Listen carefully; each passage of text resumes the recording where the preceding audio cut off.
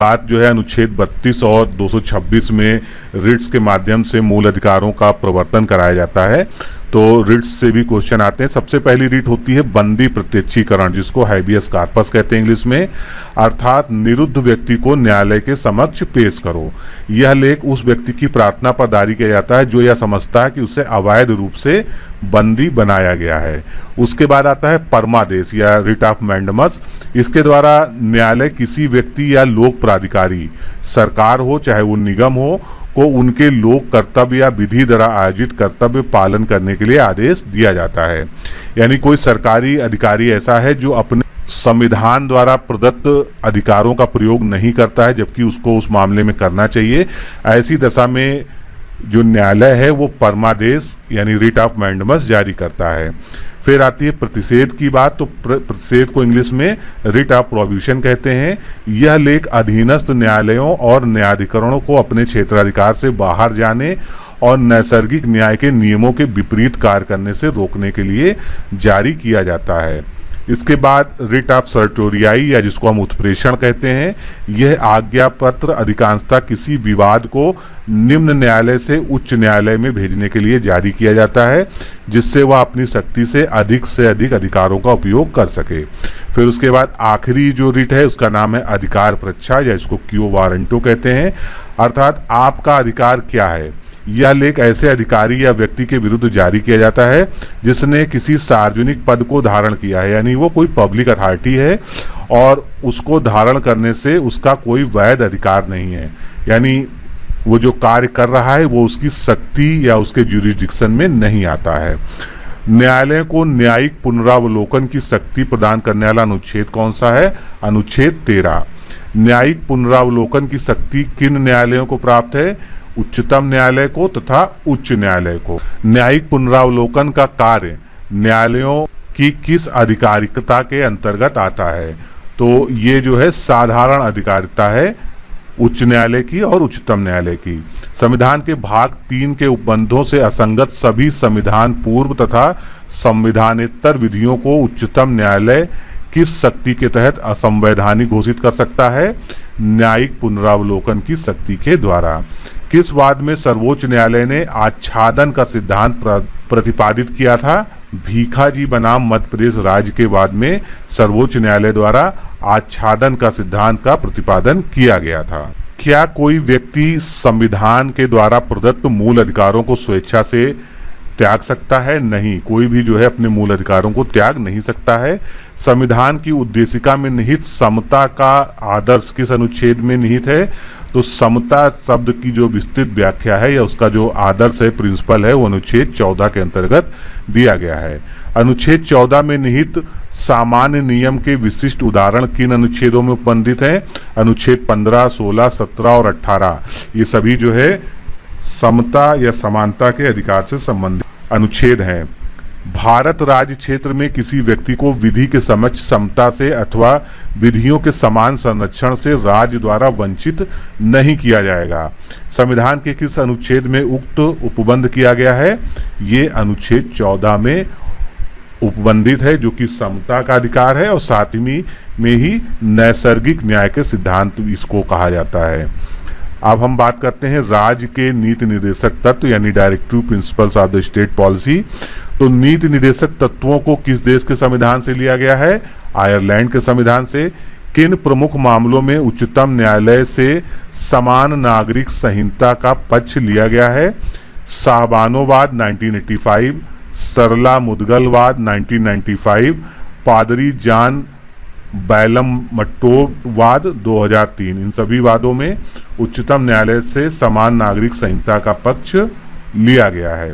किस अनुच्छेद के तहत राज्य को प्रारंभिक बाल्यकाल में देखभाल व वर्ष 6 से कम आयु के बच्चों को शिक्षा के लिए प्रयास करने का दायित्व सौंपा गया है? अनुच्छेद 45 के तहत। अनुसूचित जातियों, जनजातियों तथा अन्य दुर्बल वर्गों की शिक्षा एवं अर्थ संबंधी हितों की अभिवृद्धि तथा सामाजिक अन्याय एवं सभी प्रकार के शोषण से उनकी सुरक्षा किए जाने का उपबंध किसमें दिया गया है? अनुच्छेद 46 में। पोषाहार का स्तर सुधारना, जीवन स्तर को ऊंचा करना और लोक स्वास्थ्य का सुधार करना, ये राज्य का जो कर्तव्य है, ये किस अनुच्छेद में वर्णित किया गया है? तो ये नीति निर्देशक तत्वों के अंतर्गत अनुच्छेद 47 में वर्णित किया गया है। गायों तथा बछड़ों और अन्य दुधारू तथा वाहक नस्ल के परिरक्षण तथा सुधारने के लिए उनके वध का प्रतिषेध करने का प्रयास किस अनुच्छेद में किया गया है? यानी गौ संरक्षण, अगर हम सीधे सीधे कहें तो ये अनुच्छेद 48 में वर्णित है। आर्थिक महत्व के स्मारकों, स्थानों तथा वस्तुओं का संरक्षण राज्य का अधिकार होगा, ये अनुच्छेद 49 में कहा गया है।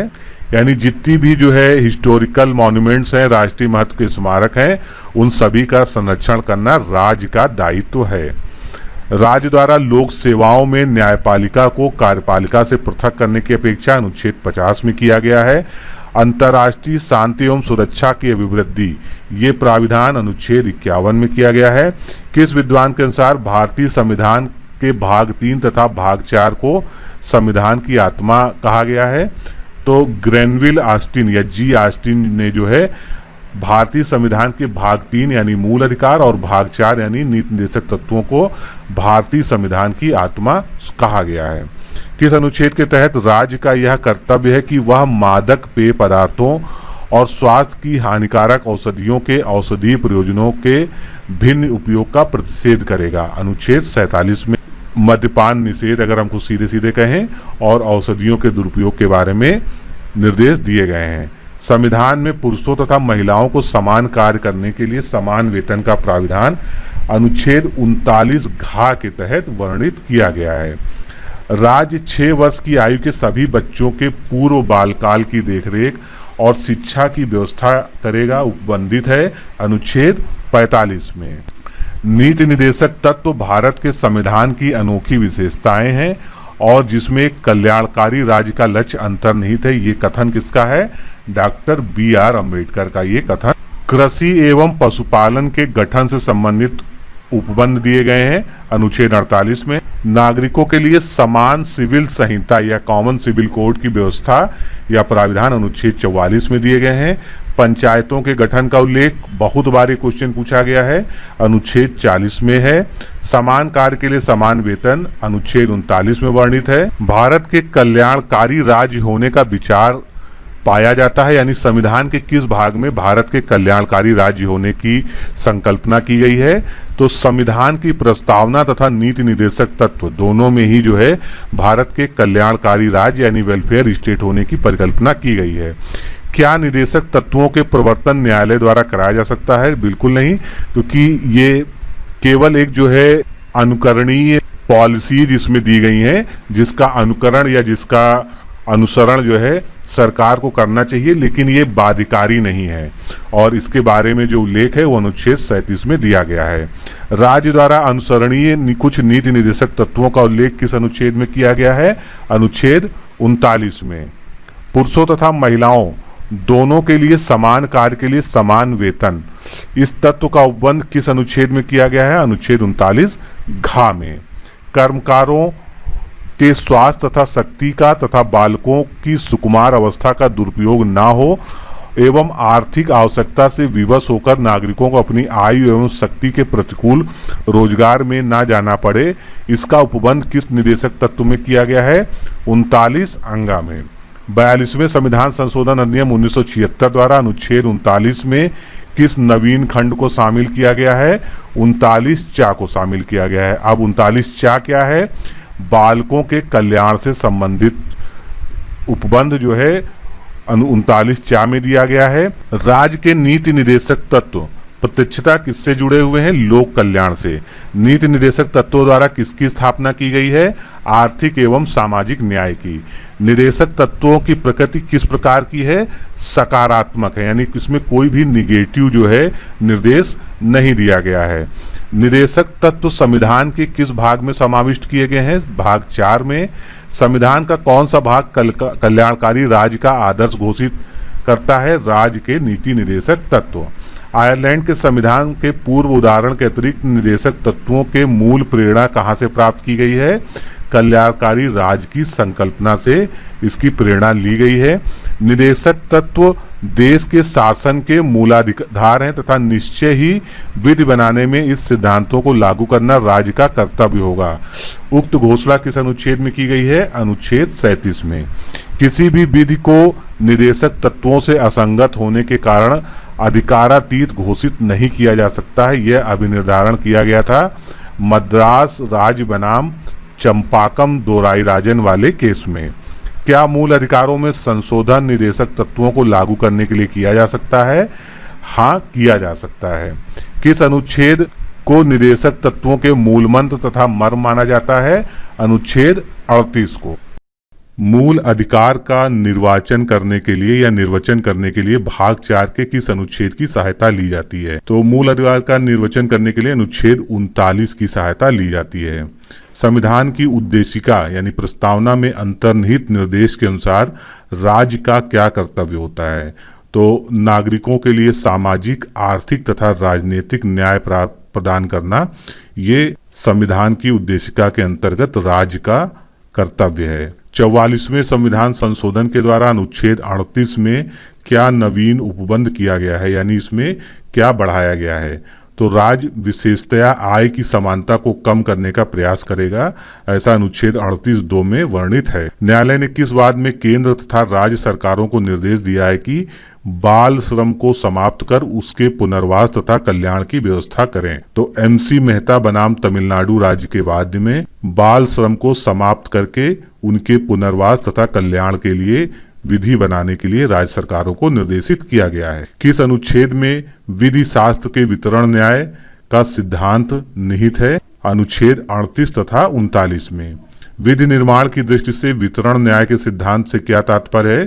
तो वितरण न्याय का अर्थ है नागरिकों के मध्य आर्थिक विषमता को कम करना। किस अनुच्छेद के अनुसरण में संसद ने समान पारिश्रमिक अधिनियम 1976 को पारित किया था? अनुच्छेद 39(घ), जहां पर समान कार्य के लिए समान वेतन का प्राविधान किया गया है। समान न्याय एवं निःशुल्क विधिक सहायता संबंधी निर्देश किस संविधान संशोधन अधिनियम द्वारा जोड़े गए थे? 42वें संविधान संशोधन अधिनियम द्वारा। भारत सरकार द्वारा आरंभ किए गए राष्ट्रीय सामाजिक सहायता कार्यक्रम में भारत के संविधान के उपबंध की पूर्ति होती है नीति निदेशक तत्वों के द्वारा। राज्य ग्राम पंचायतों के संगठन के लिए कदम उठाएगा तथा उन्हें स्वायत्त शासन की इकाइयों के रूप में कार्य करने योग्य बनाने के लिए उचित शक्तियां तथा अधिकार प्रदान करेगा। यानी अगर हम शॉर्ट में कहें तो ग्राम पंचायतों के संगठन से संबंधित अनुच्छेद कौन सा है? अनुच्छेद 40। किस संविधान संशोधन द्वारा पंचायतों को संवैधानिक स्तर का दर्जा प्रदान किया गया था? तो 73वें संविधान संशोधन अधिनियम 1992 के द्वारा पंचायतों को संवैधानिक स्तर प्रदान किया गया है। 73वें संविधान संशोधन द्वारा संविधान के किस भाग में पंचायत संबंधी उपबंध किए गए हैं? भाग 9 में। बेकारी, बीमारी, वृद्धावस्था तथा निःशक्तता तथा अनहर अभाव की स्थिति में लोक सहायता पाने का अधिकार संबंधी अनुच्छेद कौन सा है? तो ये सभी जो प्राविधान है ये अनुच्छेद 41 में दिए गए हैं। काम की न्यायसंगत तथा मानवोचित दशाओं और प्रसूति सहायता का उपबंध अनुच्छेद 42 में वर्णित है। कर्मकारों के लिए निर्वाह मजदूरी आदि तथा कुटीर उद्योगों को बढ़ावा देने के निर्देश किस अनुच्छेद में किया गया है? अनुच्छेद 43 में। 42वें संविधान संशोधन द्वारा जोड़े गए उद्योगों के प्रबंध में कर्मकारों की भागीदारी संबंधी निर्देश किस अनुच्छेद के अधीन है? अनुच्छेद 43 का के अंतर्गत। मनरेगा के तहत काम पाने का अधिकार संविधान के किस अनुच्छेद के तहत वर्णित है? अनुच्छेद 43 के अंतर्गत। इसके बाद अब हम मूल कर्तव्य देखते हैं। तो शिक्षा को समवर्ती सूची में किस संविधान संशोधन द्वारा शामिल किया गया है? 42वें संविधान संशोधन 1976 के द्वारा। भारत के प्रत्येक नागरिक का यह कर्तव्य होगा कि वह प्राकृतिक पर्यावरण का संरक्षण एवं उसका सुधार करे। ये वर्णन किया गया है अनुच्छेद 51 का। अनुच्छेद 51 का में सारे मूल कर्तव्य हैं। उसके अंतर्गत जो उसका भाग 6 है उसमें जो है प्राकृतिक पर्यावरण का संरक्षण एवं सुधार के बारे में नागरिकों से अपेक्षा की गई है। भारतीय संविधान की प्रस्तावना में जिन आदर्शों एवं उद्देश्यों की रूपरेखा दी गई है, उनके आगे की व्यवस्था की गई है मूल अधिकारों, नीति निर्देशक तत्वों एवं मौलिक कर्तव्यों के द्वारा। हमारी मिलीजुली सांस्कृतिक या संस्कृति की समृद्धि विरासत को संरक्षित करना व महत्व प्रदान करना, ये भारत में क्या है, ये एक मौलिक कर्तव्य के रूप में मौलिक कर्तव्यों के अध्याय यानी 51 का में दिया गया है। नागरिकों के वैज्ञानिक दृष्टिकोण, मानववाद और ज्ञानार्जन तथा सुधार की भावना का विकास करना, ये भी मौलिक कर्तव्यों में शामिल है। मूल कर्तव्यों से संबंधित भाग 4 का किस संविधान संशोधन द्वारा संविधान में समाविष्ट किया गया था? 42वें संविधान संशोधन के द्वारा। क्या नागरिकों के मूल कर्तव्यों को न्यायालयों द्वारा प्रत्यावर्तित कराया जा सकता है? नहीं, क्योंकि ये बाध्यकारी प्रकृति के नहीं है। इनके द्वारा केवल जो है अपेक्षा की जाती है और इनको न्यायालय के द्वारा प्रवर्तित नहीं कराया जा सकता है। किस समिति की सिफारिश पर संविधान में मूल कर्तव्य का अध्याय जोड़ा गया था? स्वर्ण सिंह समिति की सिफारिश पर। मूल कर्तव्य किस देश के संविधान से लिया गया है? तो मूल कर्तव्य की अवधारणा पूर्व सोवियत संघ यानी यूएसएसआर से लिया गया है। मूल कर्तव्यों के उल्लंघन की स्थिति में दोषी व्यक्ति को दंड की व्यवस्था कैसे की जा सकती है? संसद द्वारा विधि बनाकर, ना कि जो है उसको डायरेक्ट दंड दिया जा सकता है, क्योंकि उसके लिए अभी तक दंड की व्यवस्था नहीं की गई है। अनुच्छेद 51 का में क्या उल्लंघित किया गया है? प्रत्येक नागरिक का यह कर्तव्य है कि वह संविधान का आदर करे तथा उसके आदर्शों, संस्थाओं, राष्ट्रध्वज एवं राष्ट्रगान का सम्मान करे। क्या किसी व्यक्ति को राष्ट्रगान गाने के लिए बाध्य किया जा सकता है? नहीं, क्योंकि ये मूल कर्तव्य के अंतर्गत दिया गया है, ना कि ये बाध्यकारी है। राष्ट्रगान के प्रति आदर के लिए क्या आवश्यक है? मात्र आदर पूर्वक खड़े रहना। स्वतंत्रता आंदोलन को प्रेरित करने वाले उच्च आदर्शों को हृदय में संजोए रखना तथा उनके पालन करना किस अनुच्छेद के तहत नागरिकों का मूल कर्तव्य बताया गया है? अनुच्छेद 51 का के अंतर्गत खा में। वर्तमान में मूल कर्तव्यों की कुल कितनी संख्या है? कुल 11 मूल कर्तव्य इस समय संविधान में वर्णित हैं। अनुच्छेद 51 का गा के अधीन नागरिकों का मूल कर्तव्य क्या है? भारत की प्रभुता, एकता तथा अखंडता की रक्षा करना तथा उसको अक्षुण्ण बनाए रखना। किस अनुच्छेद में आह्वान किए जाने पर राष्ट्र की सेवा करना नागरिकों का कर्तव्य उपबंधित किया गया है? अनुच्छेद 51 का के अंतर्गत घा में। स्त्रियों के सम्मान के विरुद्ध प्रथाओं का त्याग करना किस अनुच्छेद के अधीन प्रत्येक भारतीय नागरिक का कर्तव्य होगा? अनुच्छेद 51 का के अंतर्गत अंगा। भारतीय नागरिकों से देश की सामयिक संस्कृति की गौरवशाली परंपरा के महत्व को समझने तथा उसका परिरक्षण करने की अपेक्षा की गई है। 51 का के अधीन चा में। प्राकृतिक पर्यावरण की रक्षा करना, उसके संवर्धन करना तथा प्राणिमात्र के प्रति दया भाव रखना किस अनुच्छेद के अधीन नागरिकों का कर्तव्य है? अनुच्छेद 51 के अंतर्गत छा में। किस अनुच्छेद के तहत 6 से 14 वर्ष के आयु के बच्चों के माता पिता या संरक्षक का बच्चे को शिक्षा का अवसर प्रदान करने का अधिकार है?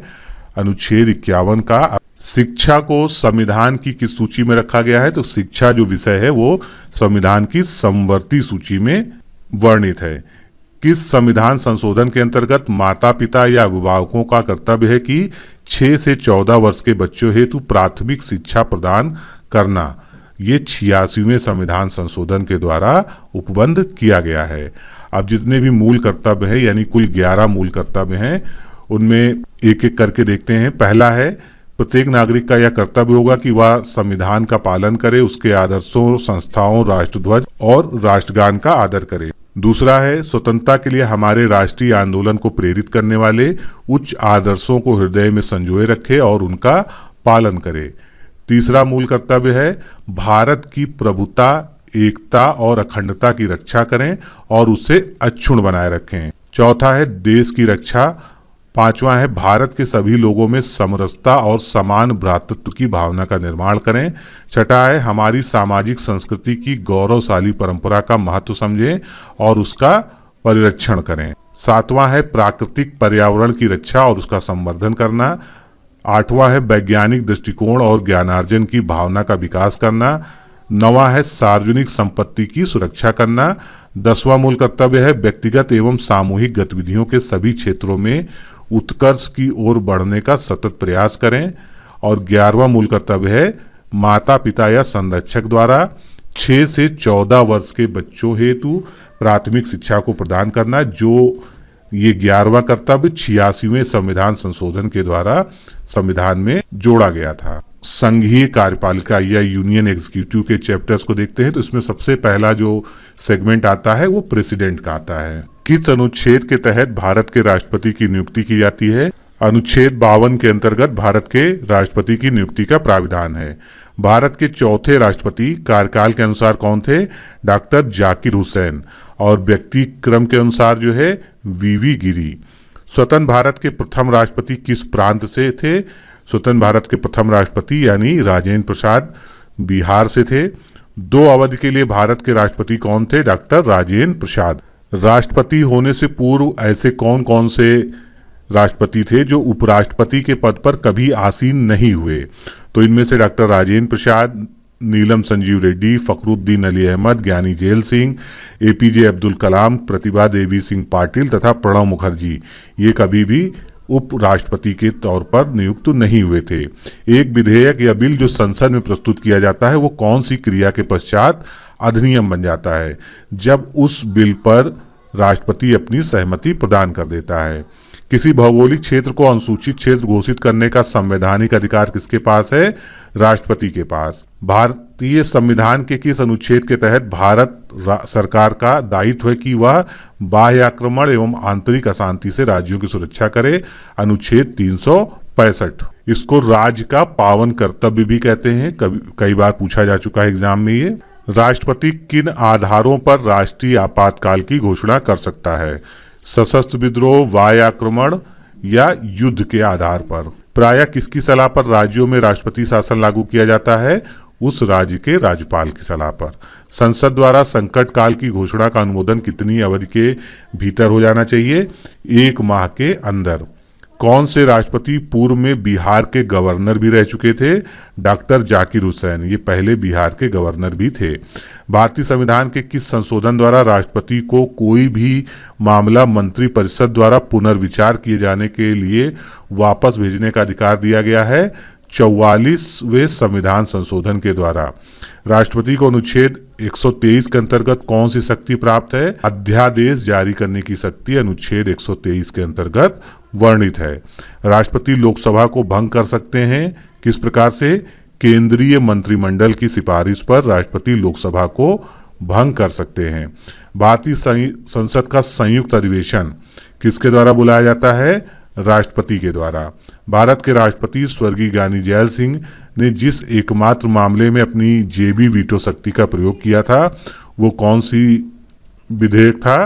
भारतीय डाकघर संशोधन विधेयक में उन्होंने जेबी वीटो या पॉकेट वीटो का प्रयोग किया था। भारत में राष्ट्रपति का निर्वाचन किस प्रकार से होता है? अप्रत्यक्ष मतदान के द्वारा। राष्ट्रपति के निर्वाचन में राज्य का मुख्यमंत्री मतदान करने के लिए कब पात्र नहीं होता है? जब वह राज्य विधानमंडल में उच्च सदन या विधान परिषद का सदस्य हो। यदि भारत के राष्ट्रपति के चुनाव में कोई विवाद होता है तो उस विवाद को सौंपा जाता है किसको? भारत के उच्चतम न्यायालय को। राष्ट्रपति 5 वर्ष तक अपने पद पर रहता है, तो जिस दिन वह पद ग्रहण करता है उस दिन से 5 वर्ष की समयावधि जोड़ी जाती है। भारत के राष्ट्रपति अपना त्यागपत्र किसको संबोधित करते हैं? उपराष्ट्रपति को। भारत के राष्ट्रपति को उसके पद से हटाया जा सकता है संसद के द्वारा महाभियोग प्रस्ताव पारित करके। राष्ट्रपति शासन अधिकतम लगाया जाता है 3 वर्ष तक। भारत के राष्ट्रपति को यह अधिकार प्राप्त नहीं है कि वह उच्चतम न्यायालय के न्यायाधीश को हटाए, क्योंकि उच्चतम न्यायालय के न्यायाधीश को हटाने के लिए महाभियोग जैसी अलग प्रक्रिया है। संसद के लिए राष्ट्रपति का अभिभाषण कौन तैयार करता है? अभिभाषण जो राष्ट्रपति का होता है वो केंद्रीय मंत्रिमंडल के द्वारा तैयार किया जाता है। राष्ट्रपति का त्यागपत्र किसे संबोधित किया जाता है? राष्ट्रपति अगर त्यागपत्र देता है तो वो उपराष्ट्रपति को संबोधित करके अपना त्यागपत्र देता है। राष्ट्रपति के त्यागपत्र की सूचना उपराष्ट्रपति किसको देता है? एक बार जब राष्ट्रपति अपना त्यागपत्र उपराष्ट्रपति को सौंप देता है तो उपराष्ट्रपति लोकसभा अध्यक्ष को वो सूचना दे देता है। राष्ट्रपति पर महाभियोग की प्रक्रिया किस अनुच्छेद में वर्णित है? अनुच्छेद 61 में। राष्ट्रपति को शपथ किसके द्वारा दिलाई जाती है? सर्वोच्च न्यायालय के मुख्य न्यायाधीश द्वारा राष्ट्रपति को शपथ ग्रहण कराया जाता है। महाभियोग का प्रस्ताव संसद के किस सदन द्वारा लगाया जाता है या लाया जाता है? संसद के किसी भी सदन द्वारा महाभियोग का प्रस्ताव लाया जा सकता है। राष्ट्रपति पर महाभियोग प्रस्ताव लाने के लिए प्रस्ताव पर अभियोग लगाने वाले सदन के कुल कितने सदस्यों के हस्ताक्षर होना आवश्यक है? अभियोग लाने वाले सदन की कुल सदस्य संख्या के 1/4 सदस्यों के हस्ताक्षर उस पर होना अनिवार्य है। राष्ट्रपति के चुनाव में सफलता प्राप्त करने के लिए उम्मीदवार के लिए आवश्यक न्यूनतम कोटा किस प्रकार निकालते हैं? तो न्यूनतम कोटा जो है कुल वैध को आधा कर लेते हैं और उसमें 1 जोड़ देते हैं, इससे न्यूनतम कोटा निर्धारित हो जाता है। किसी भी राज्य या संघ क्षेत्र की विधानसभा के निर्वाचित सदस्यों के मतों की संख्या कैसे ज्ञात की जाती है? तो उसका फार्मूला आपके सामने दिया हुआ है। विधानसभा के सदस्य मतों की संख्या निकालने के लिए राज्य या संघ राज्य क्षेत्र की जनसंख्या को विधानसभा के निर्वाचित सदस्यों की संख्या से भाग कर उसमें 1000 से गुणा कर दिया जाता है। इस प्रकार विधानसभा के सदस्यों की मतों की संख्या निकल आती है। संसद की प्रत्येक सदन के प्रत्येक निर्वाचित सदस्यों के मतों की संख्या किस प्रकार ज्ञात की जाती है? तो उसके लिए भी जो है फार्मूला है, प्रत्येक निर्वाचित सदस्यों के मतों की समस्त राज्य तथा संघ क्षेत्रों के समस्त विधानसभा संख्या जो है सदस्यों के मतों का कुल योग बटे संसद के दोनों सदनों के निर्वाचित सदस्यों की संख्या, तो इससे डिवाइड करके जो प्राप्त होता है। क्या राष्ट्रपति के निर्वाचक मंडल के सदस्य या प्रत्येक सदस्य के मत का मूल्य समान होता है? नहीं, क्योंकि जो है फार्मूला के आधार पर सभी का अलग अलग निकलता है। राष्ट्रपति तथा उपराष्ट्रपति के निर्वाचन से उत्पन्न या संबद्ध समस्त विवादों का निपटारा कहाँ पर होता है? उच्चतम न्यायालय में। कोई भी अगर राष्ट्रपति के निर्वाचन या उपराष्ट्रपति के निर्वाचन में विवाद उत्पन्न होता है तो वो उच्चतम न्यायालय के द्वारा ही उसका निराकरण किया जाता है। किस संविधान संशोधन द्वारा यह अभिनिर्धारित किया गया कि राष्ट्रपति या उपराष्ट्रपति के चुनाव की वैधता को इस आधार पर चुनौती नहीं दी जा सकती है कि अनुच्छेद 54 और अनुच्छेद 55 में वर्णित निर्वाचक मंडल पूर्ण है अथवा नहीं? 11वें संविधान संशोधन के द्वारा। राष्ट्रपति पद के लिए किसी अभ्यर्थी के नाम को वर्तमान समय में कम से कम कितने मतदाताओं द्वारा प्रस्तावित और कितने मतदाताओं द्वारा समर्थित किया जाएगा? तो कम से कम 50 मतदाताओं द्वारा प्रस्तावित होना चाहिए तथा 50 मतदाताओं द्वारा समर्थित होना चाहिए जब अभ्यर्थी अपना नामांकन करता है। राष्ट्रपति की पदावधि कितने वर्ष अभिनिर्धारित की गई है? पद ग्रहण करने की तारीख से 5 वर्ष के लिए। किस अनुच्छेद के तहत कहा गया है कि कोई भी व्यक्ति राष्ट्रपति पद पर पुनर्निर्वाचन या री इलेक्ट होने के लिए योग्य है? अनुच्छेद 57 में ये प्राविधान दिया गया है। कोई व्यक्ति राष्ट्रपति पद के लिए कितनी बार निर्वाचित किया जा सकता है? इसके लिए कोई भी जो है लिमिटेशन या संख्या जो है संविधान में नहीं दी गई है। अब जो राष्ट्रपति पर महाभियोग या इम्पीचमेंट की प्रक्रिया होती है जिसका वर्णन अनुच्छेद 61 में किया गया है उसको विस्तार में समझते हैं। तो संविधान के अतिक्रमण करने के लिए राष्ट्रपति पर महाभियोग चलाया जा सकता है। इसके लिए संसद का कोई भी सदन आरोप लगा सकता है। ऐसा करने के लिए आवश्यक क्या है?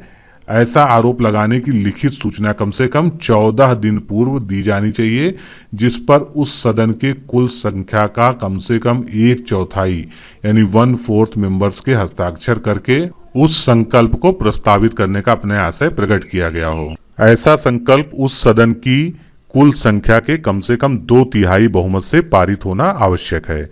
संसद का दूसरा सदन इस आरोप का अन्वेषण करता है यानी जांच पड़ताल करता है।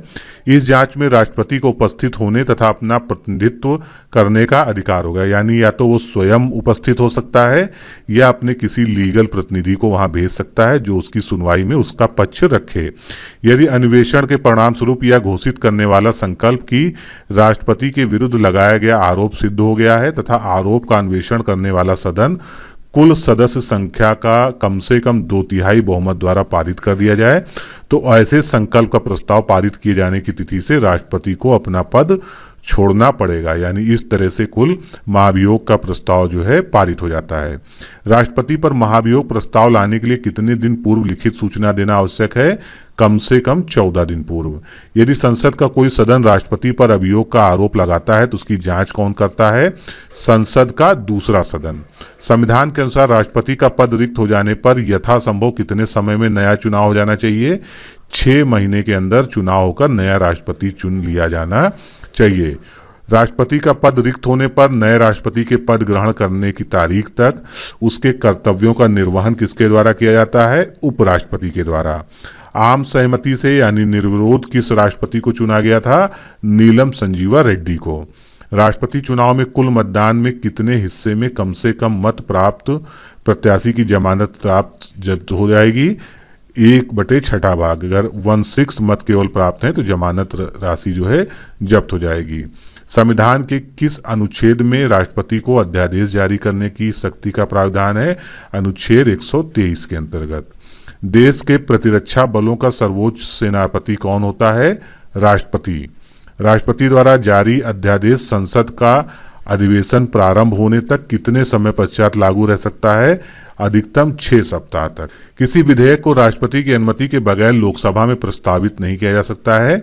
ऐसा विधेयक कौन सा होता है? धन विधेयक। लोकसभा में एंग्लो इंडियन समुदाय का प्रतिनिधित्व न होने की दशा में राष्ट्रपति लोकसभा में कितने एंग्लो इंडियन का नाम निर्दिष्ट करता है या उनको सीधे तौर पर नामित कर देता है? 2। राष्ट्रपति राज्यसभा में कितने सदस्यों का नाम निर्दिष्ट करता है? 12। भारत के राष्ट्रपति को आपात के समय किन मौलिक अधिकारों को निलंबित करने की शक्ति प्राप्त है? अनुच्छेद 19 में वर्णित मौलिक अधिकारों को। किसने भारतीय गणतंत्र के 12वें राष्ट्रपति के रूप में कार्य किया था? प्रतिभा देवी सिंह पाटिल ने। भारत के राष्ट्रपति को कार्य अवधि की समाप्ति से पूर्व भी पद से हटाया जा सकता है महाभियोग की प्रक्रिया द्वारा, जो जिसका वर्णन अनुच्छेद 61 में किया गया है। राष्ट्रपति पर महाभियोग का आरोप संसद के किस सदन द्वारा लगाया जा सकता है? संसद के किसी भी सदन द्वारा यह आरोप लगाया जा सकता है। कौन भारत के राष्ट्रपति के निर्वाचक गण का भाग तो है, यानी उसके निर्वाचन में भाग लेता है, परंतु उसके महाभियोग अधिकरण का भाग नहीं होता है? राज्यों की विधानसभाएं। भारत में राष्ट्रपति की मृत्यु, पदत्याग अथवा हटाए जाने पर पद से हुई रिक्ति को भरने की समय सीमा कितनी है? 6 माह। यदि मृत्यु, त्यागपत्र व हटाए जाने की स्थिति में भारत के राष्ट्रपति का पद रिक्त हो जाता है तो उस पद का कार्यभार उपराष्ट्रपति को संभालना होता है, यानी उपराष्ट्रपति को कार्यभार दिया जाता है। राष्ट्रपति और उपराष्ट्रपति दोनों की ही अनुपस्थिति में राष्ट्रपति के कार्यभार कौन ग्रहण करेगा? सर्वोच्च न्यायालय का मुख्य न्यायाधीश। भारतीय इतिहास में कार्यवाहक राष्ट्रपति का पदभार ग्रहण करने वाले एकमात्र मुख्य न्यायाधीश कौन है? न्यायमूर्ति M हिदायतुल्लाह। भारत की कार्यपालिका का अध्यक्ष कौन होता है? कार्यपालिका का अध्यक्ष राष्ट्रपति होता है। भारतीय संविधान में केंद्रीय सरकार की अधिशासी शक्तियों को किसमें निहित किया गया है? भारत के राष्ट्रपति में, यानी जितनी भी एग्जीक्यूटिव पावर्स होती हैं वो भारत के राष्ट्रपति में निहित होती हैं। अनुच्छेद 360 के अधीन वित्तीय आपात की उद्घोषणा संसद के अनुमोदन के बिना कितनी अवधि तक प्रभावित रहती है? अधिकतम 2 माह तक। भारत में वित्तीय आपातकाल की घोषणा आज तक कितनी बार हुई है? भारत में कभी भी कोई वित्तीय आपातकाल घोषित नहीं हुआ है। अब जो राष्ट्रपति का चुनाव होता है उसके लिए एकल संक्रमणीय मत प्रणाली का उपयोग किया जाता है, जिसको इंग्लिश में सिंगल ट्रांसफरेबल वोट सिस्टम कहते हैं। तो ये सिस्टम क्या है? राष्ट्रपति और उपराष्ट्रपति निर्वाचन अधिनियम 1952 के अनुसार राष्ट्रपति का निर्वाचन एकल संक्रमणीय मत पद्धति के अनुसार होता है और ऐसे निर्वाचन में मतदान को गुप्त रखा जाता है। इसमें विजयी उम्मीदवार को 50% प्लस 1 मत प्राप्त करना आवश्यक होता है। इस प्रणाली में सभी मतदाताओं को सभी उम्मीदवारों के नामों के आगे अपनी पसंद का क्रम व्यक्त करना होता है। यानी अगर राष्ट्रपति के चुनाव में 10 प्रत्याशी खड़े हैं तो उसको 10 को जो है मत देना पड़ता है, लेकिन उनमें वरीयता कम लिखा जाता है। यानी अगर वो सबसे ज्यादा किसी को पसंद करता है तो उसको 1 नंबर देगा, उससे कम वाले को 2, उससे कम वाले को 3, इस तरह से उसको एक वरीयता क्रम लिखना पड़ता है। कुल पड़े मतों की संख्या को 2 से विभाजित कर भागफल में 1 जोड़ने की संख्या ही जो है न्यूनतम संख्या है। मतों की गिनती में यदि प्रथम पसंद की गिनती में ही कोई उम्मीदवार निर्धारित कोटे के मत प्राप्त कर लेता है तो उसे विजयी माना जाता है। और प्रथम दौर की मतगणना के बाद किसी उम्मीदवार के विजयी होने की स्थिति में पसंद में सबसे कम प्राप्त उम्मीदवार को मतगणना से अलग कर दिया जाता है। फिर उसको मिले हुए मतपत्रों की द्वितीय पसंद, यानी जिन जिन उम्मीदवारों को जितनी संख्या में अंकित की गई संख्या में जोड़ दिया जाता है। इस प्रकार संक्रमण मत पद्धति यानी ट्रांसफरेबल वोट सिस्टम किसी एक व्यक्ति के न्यूनतम संख्या को प्राप्त कर लेने तक चलती रहती। अब राष्ट्रपति को कुछ वीटो पावर्स प्राप्त हैं, तो उसके बारे में देखते हैं। भारतीय संविधान द्वारा राष्ट्रपति को स्पष्टतया वीटो शक्ति प्रदान नहीं की गई है, किंतु संवैधानिक परंपरा के रूप में राष्ट्रपति को अधोलिखित 3 प्रकार की वीटो शक्तियां प्राप्त हैं। यानी एक को कहते हैं आत्यांतिक वीटो या एब्सोल्यूट वीटो। जब किसी विधेयक पर राष्ट्रपति अपनी अनुमति नहीं देता है तब विधेयक का अस्तित्व समाप्त हो जाता है। इसे आत्यांतिक वीटो या पूर्ण वीटो कहा जाता है। सामान्यतया इस वीटो शक्ति का प्रयोग गैर सरकारी विधेयकों के संबंध में किया जाता है। सरकारी विधेयकों के संबंध में इस शक्ति का प्रयोग तब संभव है जबकि विधेयक को पारित करने वाली सरकार विधेयक पर राष्ट्रपति की अनुमति के पूर्व अपना त्यागपत्र दे देती है तथा नई सरकार विधेयक पर अनुमति न देने की राष्ट्रपति से सिफारिश करती है।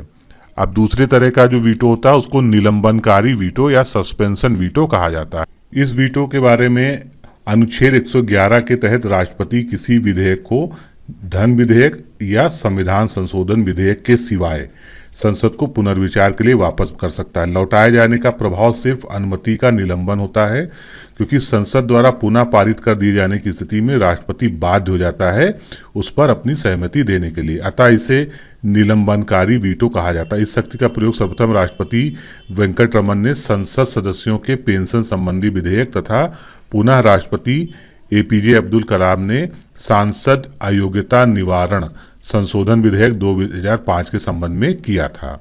अब तीसरे तरह का वीटो है जेबी वीटो, इसको पॉकेट वीटो कहा जाता है।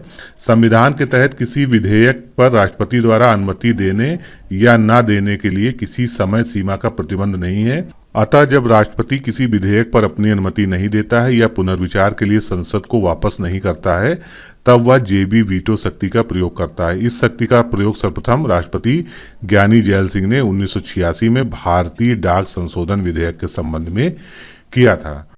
राष्ट्रपति को प्रतिमाह कितने वेतन प्राप्त होता है? तो लगभग 5 लाख रुपए प्रतिमाह राष्ट्रपति का वेतन होता है और उसके अतिरिक्त जो है तमाम तरह के भत्ते भी मिलते हैं। किस राष्ट्रपति के मतदान में द्वितीय चक्र की गणना की गई थी? डॉक्टर वीवी गिरी के चुनाव के दौरान द्वितीय चक्र की मतगणना की गई थी। कौन से एकमात्र राष्ट्रपति वैज्ञानिक रहे हैं, यानी जो वैज्ञानिक होते हुए राष्ट्रपति बने थे? Doctor APJ Abdul Kalam. अब उपराष्ट्रपति से संबंधित प्रश्न देखेंगे। उपराष्ट्रपति पद से संबंधित समस्त प्रावधान किस देश से लिया गया है? अमेरिका के संविधान से। उपराष्ट्रपति की पदच्युति से संबद्ध संकल्प को प्रस्तावित करने के लिए कितने दिन पूर्व नोटिस देना आवश्यक होता है? तो अगर उपराष्ट्रपति को पद से हटाना होता है तो 14 दिन पूर्व जो है नोटिस दी जाती है। राज्यसभा का पदेन सभापति कौन होता है? उपराष्ट्रपति ही राज्यसभा का पदेन सभापति होता है। क्या राष्ट्रपति राज्यसभा का सदस्य होता है? नहीं, क्योंकि वो जो है राज्यसभा का सदस्य ना होते हुए भी उसका सभापति होता है पदेन। यदि किसी कारणवश राष्ट्रपति का पद रिक्त हो जाता है तो उसके कार्यों का संपादन उपराष्ट्रपति के द्वारा किया जाता है। उपराष्ट्रपति का सामान्य कृत क्या होता है? तो उपराष्ट्रपति का जो सबसे बेसिक काम है वो है पदेन राज्यसभा का सभापति होना, यानी वो राज्यसभा के सभी कार्यवाही की संचालन उसके द्वारा किया जाता है। जिस कालावधि में उपराष्ट्रपति राष्ट्रपति के रूप में कार्य करता है, क्या उसमें राज्यसभा के सभापति के पद के कार्यों का निर्वहन करेगा? नहीं, उस समय वो राज्यसभा के सभापति का कार्य नहीं करता है। उपराष्ट्रपति को पदच्युत करने की प्रक्रिया क्या है? उपराष्ट्रपति को राज्यसभा के संकल्प द्वारा जिसके सदन के कुल सदस्यों के बहुमत ने पारित किया हो तथा जिसे लोकसभा के साधारण बहुमत ने स्वीकार कर लिया हो, इस तरह से उपराष्ट्रपति को पद से हटाया जा सकता है। संविधान के किस अनुच्छेद में उपराष्ट्रपति के पद का प्राविधान किया गया है? अनुच्छेद 63 के अंतर्गत। उपराष्ट्रपति का निर्वाचन किस पद्धति के माध्यम से होता है? तो उपराष्ट्रपति का निर्वाचन भी आनुपातिक प्रतिनिधित्व पद्धति के अनुसार एकल संक्रमणीय मत के अनुसार होता है। उपराष्ट्रपति के निर्वाचक मंडल में कौन कौन से लोग शामिल होते हैं? तो संसद के दोनों सदनों के सभी सदस्य जो है उपराष्ट्रपति के चुनाव में शामिल होते हैं। उपराष्ट्रपति के रूप में निर्वाचित होने वाले व्यक्ति की योग्यता क्या होनी चाहिए? तो पहली चीज है कि वह भारत का नागरिक हो, कम से कम 35 वर्ष की आयु प्राप्त कर चुका हो, राज्यसभा का सदस्य चुने जाने की योग्यता रखता हो और कोई भी लाभ का पद धारण नहीं करता हो। भारत के उपराष्ट्रपति के बारे में कौन कौन से कथन सही हैं ये देखना है हमको। भारत का द्वितीय उच्चतम प्रतिष्ठित पदाधिकारी होता है भारत का उपराष्ट्रपति। उसके पास अपने पद से जुड़ा कोई भी औपचारिक कार्य नहीं होता है, बल्कि वो राज्यसभा के सभापति के रूप में कार्य करता है। राष्ट्रपति की अनुपस्थिति में वे उसके कार्यों का संपादन करता है और राष्ट्रपति के रूप में कार्य करता है यदि राष्ट्रपति त्यागपत्र दे देता है या पदच्युत किया जाता है या उसकी मृत्यु हो जाती है। इन सभी दशाओं में वो राष्ट्रपति के पद का कार्यभार संभालता है। संविधान में उपराष्ट्रपति की पदावधि कितने वर्ष निर्धारित की गई है? 5 वर्ष। उपराष्ट्रपति के चुनाव के लिए सदस्य को कितने सदस्यों का अनुमोदन आवश्यक है?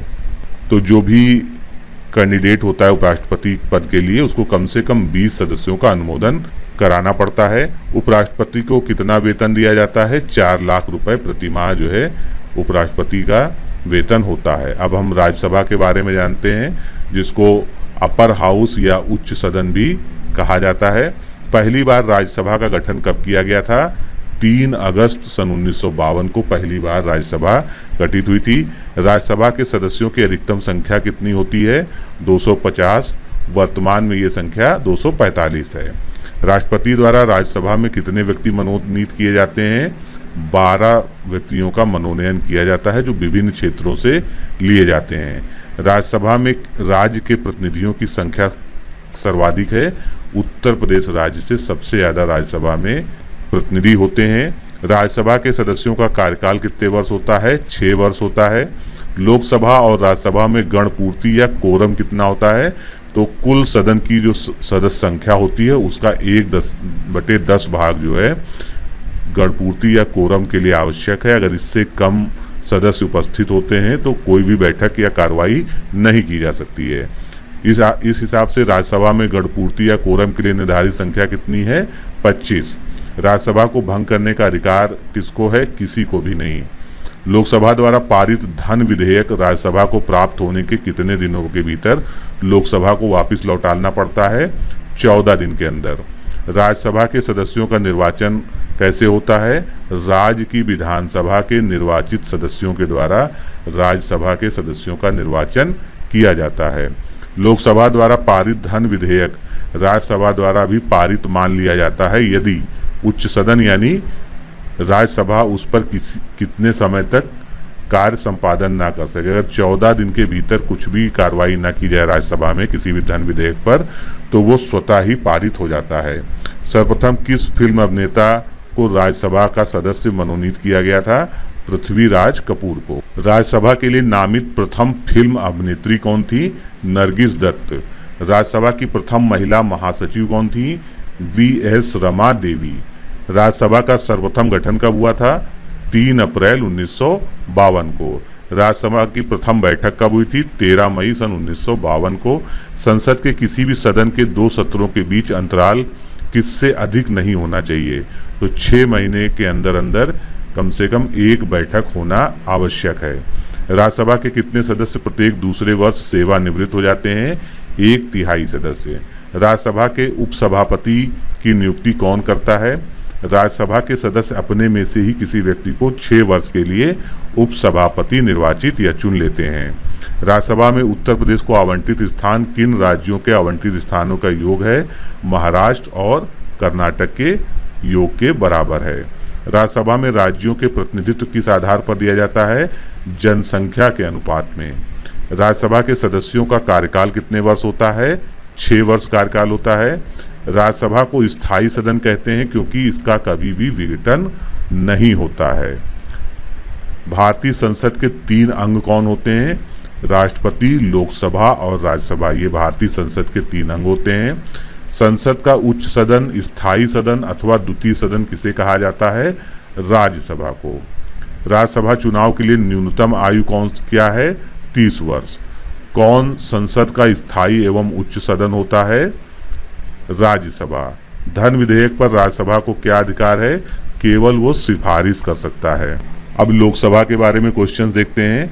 लोकसभा का गठन कब हुआ था, यानी पहली लोकसभा का गठन 6 मई सन 1952 को हुआ था। लोकसभा अध्यक्ष को उसके कार्यकाल की समाप्ति के पूर्व पद से हटाया जा सकता है यदि लोकसभा इस आशय का प्रस्ताव पारित कर दे। धन विधेयक संसद के किस सदन में प्रस्तुत किया जाता है?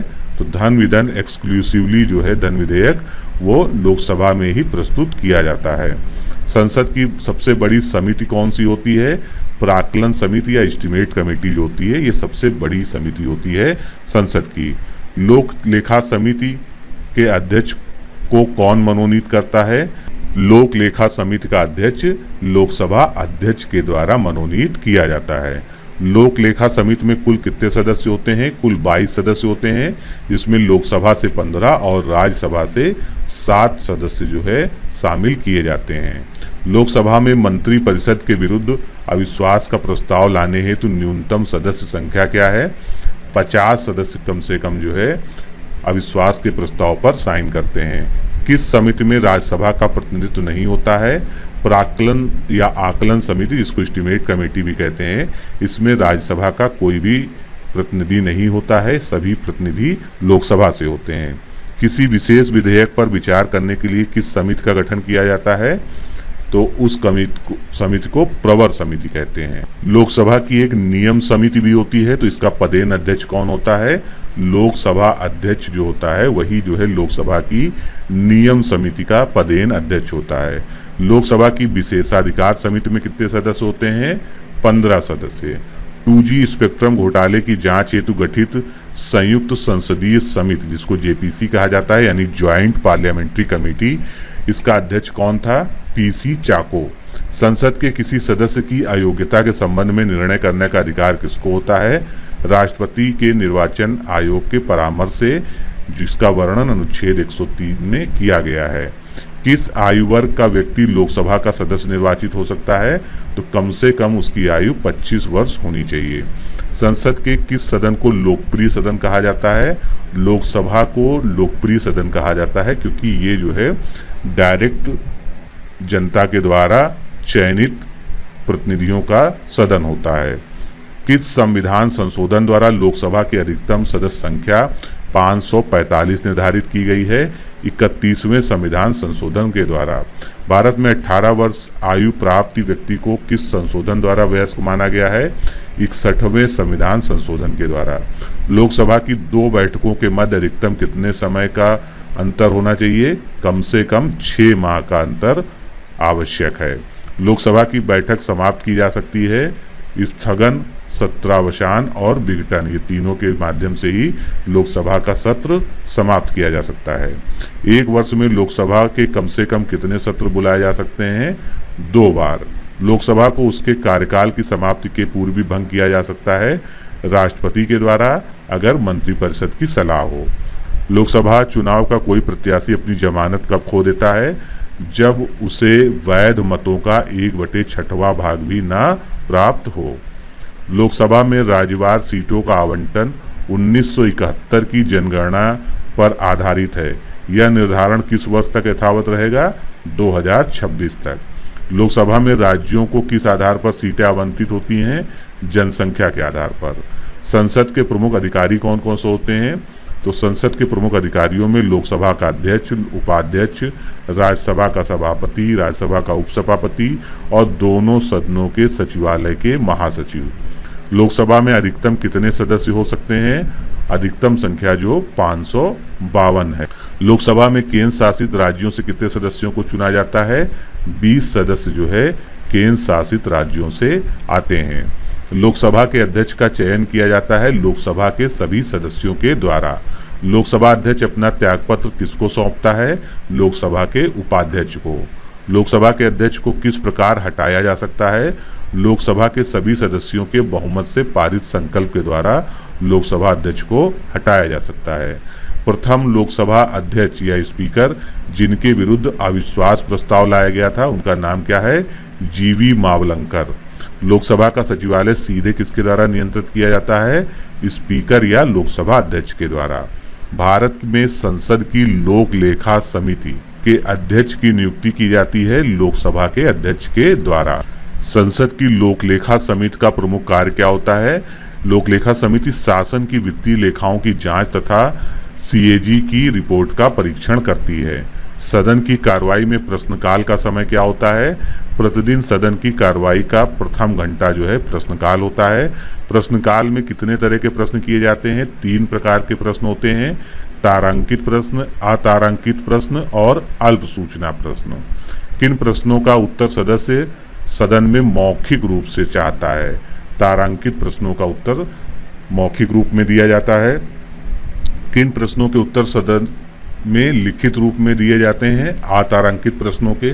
किन मामलों के उत्तर का संबंध लोक महत्व के किसी तात्कालिक मामले में होता है? अल्प सूचना के प्रश्न जो होते हैं ये तात्कालिक कोई महत्वपूर्ण मामला आ जाता है उसके लिए ये प्रश्न किए जाते हैं।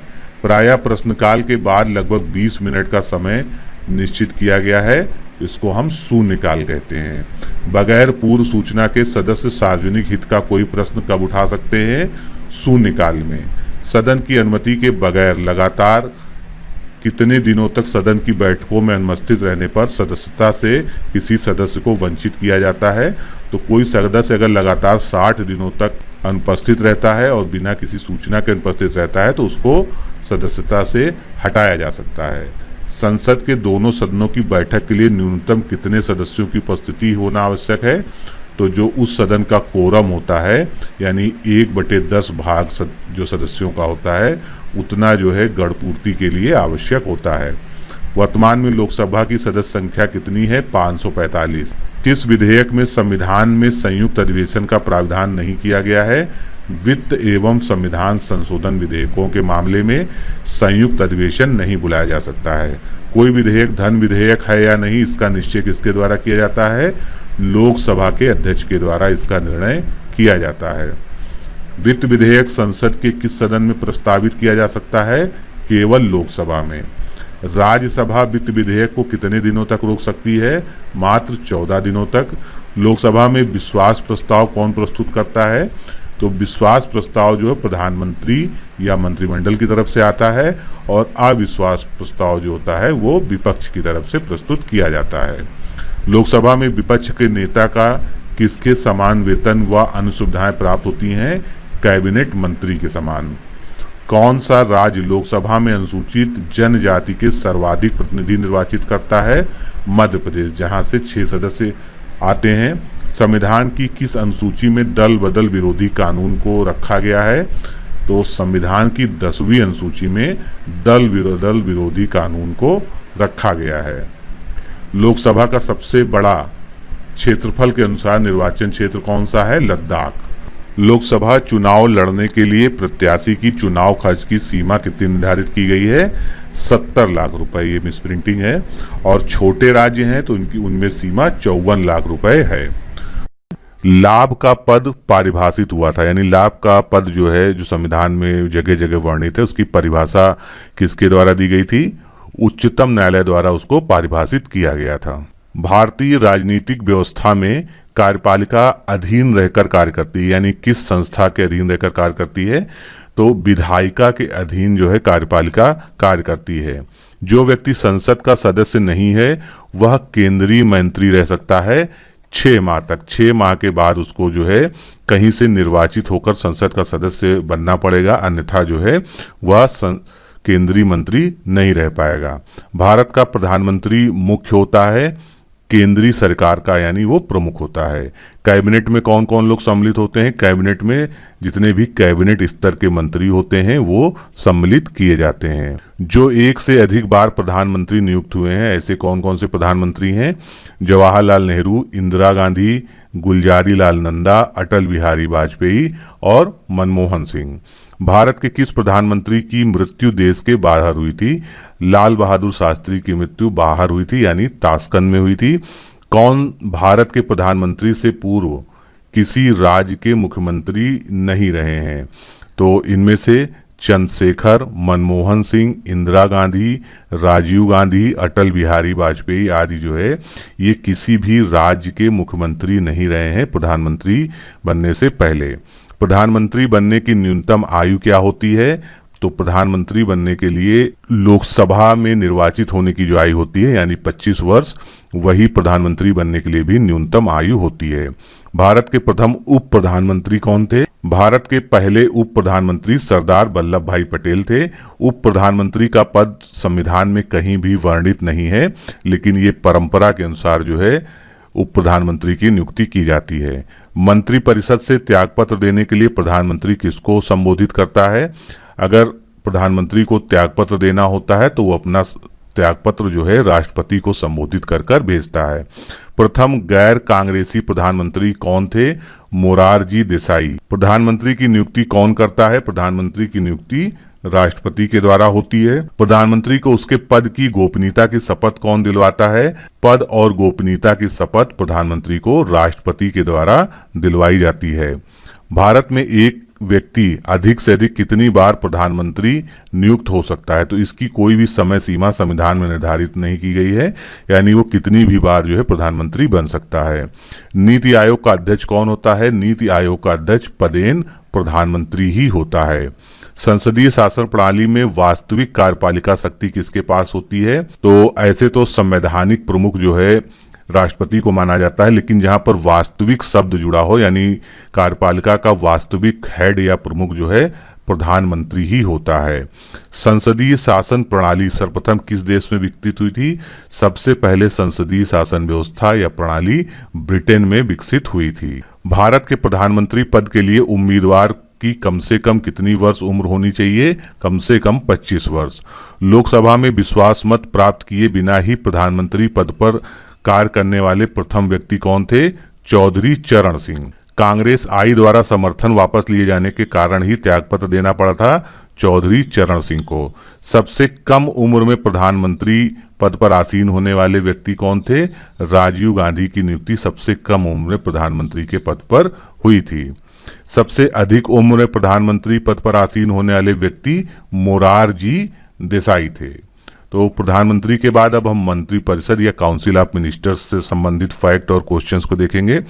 मंत्रीगण किसके प्रसाद पर्यंत पद को धारण करते हैं? राष्ट्रपति के। मंत्रिपरिषद सामूहिक रूप से कृत्य के प्रति उत्तरदायी होता है, तो मंत्रिपरिषद जो होता है वो लोकसभा के प्रति उत्तरदायी होता है, जिसका विवरण अनुच्छेद 75(3) में भारतीय संविधान के दिया गया है। क्या कोई व्यक्ति संसद के किसी सदन का सदस्य ना होने पर भी मंत्री बन सकता है?